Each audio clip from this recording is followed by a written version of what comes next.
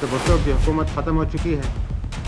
سارے ملک میں martial law نافذ کر دیا گیا ہے. قومی اور صوبائی اسمبلیاں توڑ دی گئی ہیں. 1970 کا مارشل لا نافذ کرنے کے بعد جنرل ضیاء الحق نے پاکستان ٹیلی ویژن پر آ کر یہ کہا کہ اگر حکومت اور اپوزیشن کے درمیان مذاکرات ہو جاتے اور یہ سیاسی بحران ختم ہو جاتا تو فوج کبھی بھی مارشل لا لگا کر اقتدار پر قبضہ نہ کرتی. کہ جب سیاستدان ملک کے بحران سے نکالنے میں ناکام رہے تو افواج پاکستان کے لیے خاموش تماشائی بنے رہنا ایک ناقابل معافی جرم. مگر اس وقت کے D G military intelligence general Khalid Arif Mahmood نے اپنی کتاب ورکنگ ود ضیاء میں یہ انکشاف کیا کہ فوج مارشل لا لگانے کا فیصلہ پہلے ہی کر چکی تھی. فوج اس صورتحال کو سمجھ رہی تھی کہ وہ کب صحیح موقع پر مارشل لا لگا کر اقتدار پر قبضہ کر لے. یعنی یوں اس وقت کے ڈی جی ایم آئی نے جنرل ضیاء الحق کی بات کو یکسر مسترد کر دیا. تو آخر پھر پاکستان کی تاریخ میں پہلی بار ایسی نوبت کیوں آئی کہ الیکشن کے رزلٹ کے بعد اقتدار عوامی نمائندوں کو منتقل ہونے کی بجائے فوج نے خود مارشل لا لگا کر اقتدار پر قبضہ کر لیا. تو پھر 1977 کے یہ الیکشنز اس نہج پر کیسے پہنچے کہ دو پولیٹیکل دھڑوں کے درمیان اختلافات کا فائدہ پاکستان کی ملٹری اسٹیبلشمنٹ نے اٹھایا.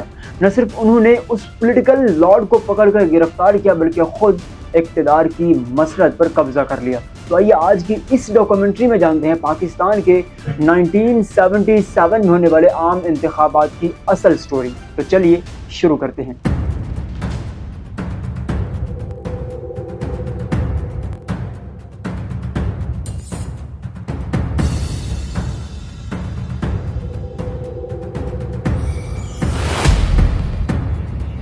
میرا نام صفدر الیاس ہے. پاکستان کے انتخابات کے حوالے سے پی بی این اردو پر شروع کی گئی اس سیریز کے 3rd ایپیسوڈ کو دیکھنے سے پہلے اگر آپ لوگوں نے ہمارے پہلے 2 ایپیسوڈ جس میں ہم نے 1965 کے الیکشنز اور 1970 کے ان الیکشنز کے تمام حقائق آپ کے سامنے رکھیں، اگر آپ لوگوں نے وہ نہیں دیکھے تو سب سے پہلے وہ 2 ایپیسوڈ جا کر دیکھیے.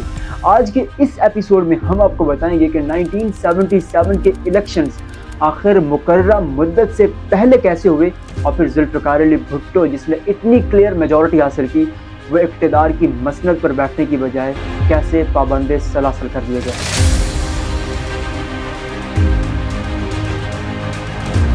وہ ذوالفقار علی بھٹو جو 70 کے الیکشنز میں شیخ مجیب الرحمان کے خلاف ایک سادہ اکثریت تک بھی حاصل نہیں کر سکا تھا، مگر 1977 کے الیکشنز میں وہ 9 پولیٹیکل پارٹیز کے ایک میجر اپوزیشن الائنس کے سامنے ڈٹ کر مقابلہ کر رہا تھا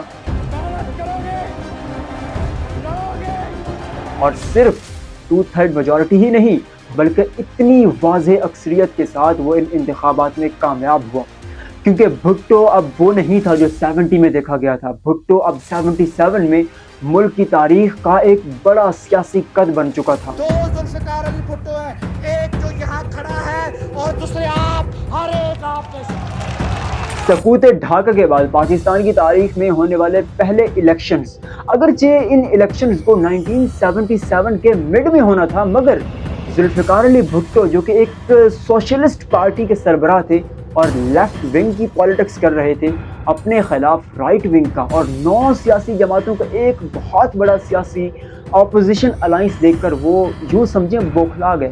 انہوں نے یہ ضرورت محسوس کی کہ اس وقت میرے پیچھے عوام کی بھرپور سپورٹ موجود ہے تو کیوں نہ مقررہ وقت سے چند ماہ پہلے الیکشنز کروا لیے جائیں اور اس بڑے اپوزیشن الائنس کو شکست دے کر خود کامیابی سمیٹ کر دوسری بار پھر اقتدار کی مسند پر بیٹھ لیا جائے.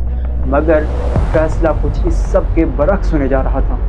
بھٹو کی لیفٹ اور سوشلسٹ پالیسی سے تنگ آ کر پاکستان کی آلموسٹ تمام رائٹ ونگ پولیٹیکل پارٹیز نے بھٹو کے خلاف ایک سیاسی الائنس بنا لیا، کیونکہ وہ نہ صرف بھٹو کو شکست دینا چاہتے تھے بلکہ خود رائٹ ونگ کی پالیٹکس کو زندہ کرنا چاہتے تھے.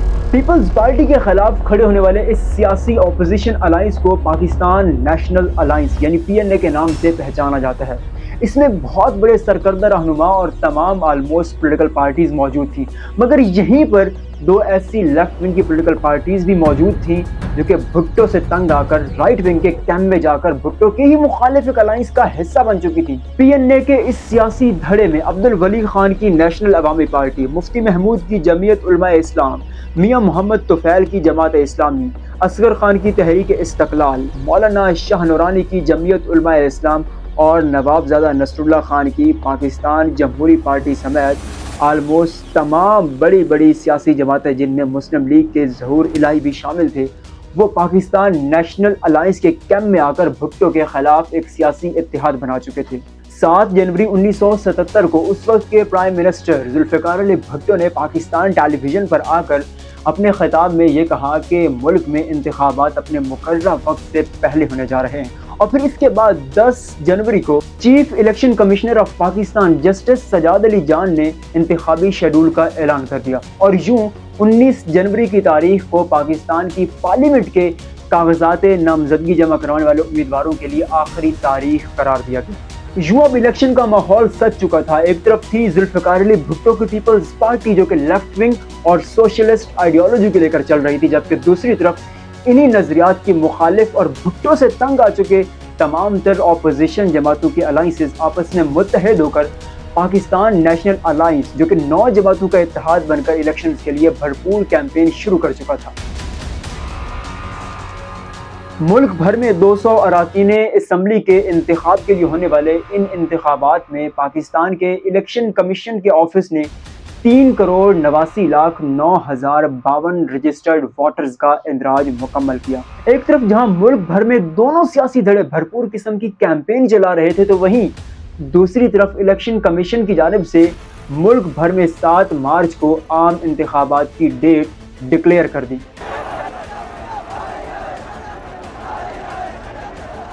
7 مارچ کا سورج طلوع ہوا۔ ملک بھر میں لوگ ووٹ کاسٹ کرنے کے لیے مختلف متعلقہ پولنگ بوتھ کا رخ کر رہے تھے۔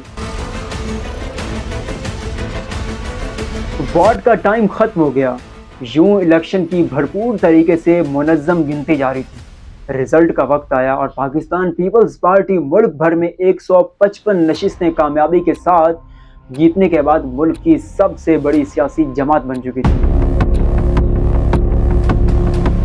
9 سیاسی جماعتوں پر مشتمل پی این اے کا اپوزیشن الائنس محض 36 نشستیں جیتنے میں کامیاب ہوا، جو اتنی کلیئر میجورٹی کے بعد ذوالفقار علی بھٹو اقتدار کی مسند پر نہیں بیٹھ سکے، کیونکہ رزلٹ آنے کے فوری بعد اپوزیشن الائنس نے ذوالفقار علی بھٹو پر بھرپور منظم طریقے سے کی جانے والی دھاندلی کے الزامات لگائے۔ کہا گیا کہ الیکشنز کو پراپرلی مینج کیا گیا اور اس میں بھرپور طریقے سے ریگنگ ہوئی ہے، اور اپوزیشن نے ان الیکشنز کے نتائج کو ماننے سے انکار کر دیا۔ صرف اتنا ہی نہیں بلکہ ان نتائج کے آنے کے فوری بعد اپوزیشن الائنس نے بھٹو کے خلاف ملک گیر تحریک چلانے کا اعلان کر دیا۔ اپوزیشن الائنس نے اسمبلیوں کے اجلاس تک سے مکمل طور پر بائیکاٹ کر دیا، اور یوں ملک بھر میں مظاہرے شروع ہو گئے۔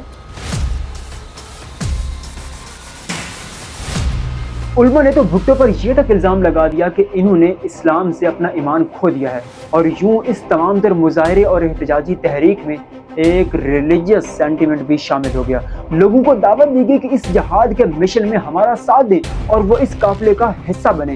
یوں ملک بھر سے کئی لوگ اس اپوزیشن الائنس کا حصہ بنتے جا رہے تھے۔ اپوزیشن نے واضح موقف اپنایا کہ Zulfiqar Ali Bhutto chief election commissioner اور پوری حکومت کو استعفیٰ دے کر گھر جانا ہوگا، اور سپریم کورٹ کی زیر نگرانی میں ملک میں دوبارہ نئے انتخابات ہونے چاہیے۔ یوں ایک طرف ملک بھر میں سڑکوں پر احتجاجی مظاہرے چل رہے تھے، مگر دوسری طرف ذوالفقار علی بھٹو نے اپوزیشن کے ان تمام تر مطالبات کو ماننے سے انکار کر دیا۔ اب حکومت اور اپوزیشن کے درمیان حالات مزید کشیدہ ہو چکے تھے، مگر 3 جولائی 1977 کو اس وقت کے ڈی جی ملٹری انٹیلیجنس نے ذوالفقار علی بھٹو کو بتایا کہ فوج مارشل لاء لگانے کا پلان بنا چکی ہے۔ اس سے پہلے کہ بہت دیر ہو جائے آپ مذاکرات کو حتمی شکل دیں۔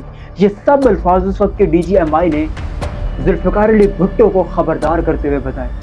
فوج کے اس منظم اور مارشل لاء لگانے کے طریقوں کو بھانپتے ہوئے ذوالفقار علی بھٹو نے بھی تھوڑی لچک دکھائی، اپوزیشن الائنس کے ساتھ مذاکرات آگے بڑھائے، اور یوں بات مزید آگے چلتی اور مذاکرات حتمی شکل اختیار کرتے ٹھیک ایک دن بعد 5 जुलाई की रात उस वक्त के आर्मी चीफ जनरल ज़ियाउल हक ने मुल्क में मार्शल लॉ नाफिज कर दिया। भुट्टो की हुकूमत ख़त्म हो चुकी है, सारे मुल्क में मार्शल लॉ नाफिज कर दिया गया है।